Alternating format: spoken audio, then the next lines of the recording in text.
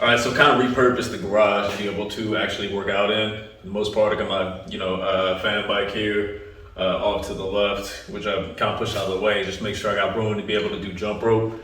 And I want to kind of show you guys that you don't need a lot of room to be able to do jump rope at all. Really, I mean, like it's not really a tall garage. Like, I don't know whether you can see, this part here is kind of low, and so I wouldn't really use this part. But back here, actually, I'm gonna use up here. So back here, as you can see, like I can actually touch the ceiling right there. And so I'm not a tall guy, I'm 5'6". I do have longer than average reach for my height. But you don't need a ton of space to be able to do jump rope, and that is because the jump rope's really only gonna go over your head just a little bit. And you're not supposed to be like jumping all up in the air like you're gonna dunk the ball, right? And so create yourself just enough space. I would say some of the equivalent of about 6 feet or so at most.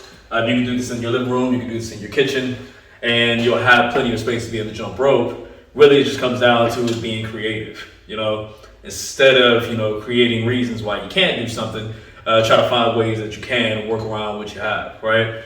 So what we're gonna do is we're gonna go ahead, we're gonna get a couple of jumps in just to be able to illustrate, just how little space I need. I'm gonna do in the back of the garage, and then let's say we do have a car in the back of the garage. We're gonna adjust the space here and show you how you can even do it in the front of the garage if you do have a car, right? So let's go ahead and let's get to it.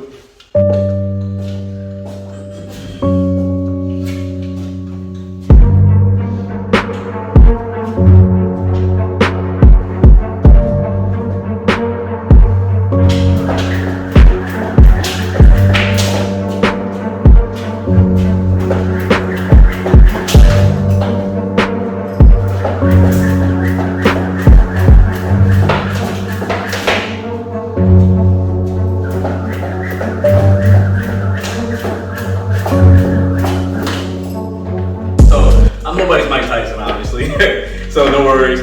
But as you can see, I got plenty of room to be able to jump with the jump rope and get that cardio in like I want to. And what I love about the jump rope is it really is only gonna take about 10 minutes, right? Secondly, what we're gonna do is we're gonna show how it is you can be able to rearrange things in the garage to be able to jump in the front of the garage if you have a car.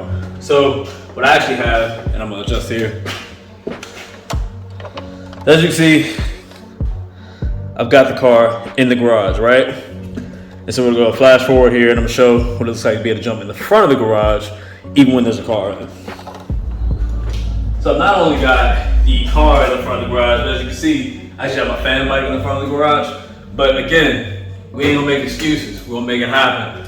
And so, as you can see, like I'm not even gonna jump rope via, well, I am gonna jump rope via say, shows it definitely can be done. But as you can see, like if I reach out, this here, I'm touching the lawnmower. Out here, like I'm barely not touching the car.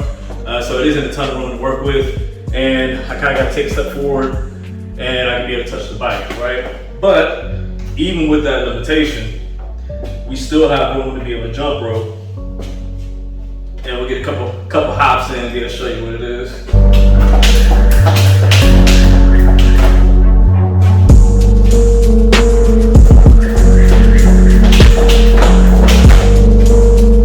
Not good at it. But like I said, at the end of the day, it really comes down to what is it you're willing to work around. Are you going to create solutions or are you going to create excuses? You can create both, but you can't have both at the same time and do anything with them, right? Hope that was helpful for you guys. Go ahead and like and subscribe if you liked the video. But until next time.